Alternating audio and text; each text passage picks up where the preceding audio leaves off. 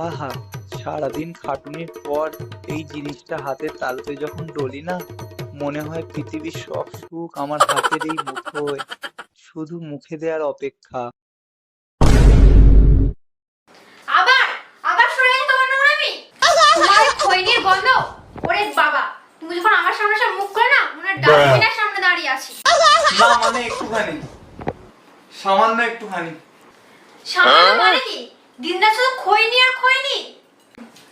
তোমার ওই খৈনির গন্ধ। ওরে বাবা, তুমি যখন আমার সামনে সব মুখ করে না, মনে হয় ডাস্টবিনের সামনে দাঁড়িয়ে আছি। মুখ দিয়ে পচা গন্ধ ছাড়ে একদম। আরে তুমি বোঝো না কেন? এটা খেলে কি নেশা হয়? এটা খেলে মাথার সব টেনশন দূর হয়ে যায়। আর গন্ধের কথা বলছো, একটু পরেই মুখে একটা এলাচ দিয়ে দেবো, ব্যাস। তোমার এলাচের মুখে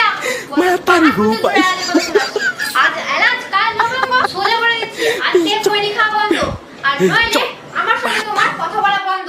এই ডাস্টবিন মুখটাকে নিয়ে আর আমার সামনে আসবে না। আরে বউ ছাড়া তাও থাকা যায়, কিন্তু খৈনি ছাড়া অসম্ভব।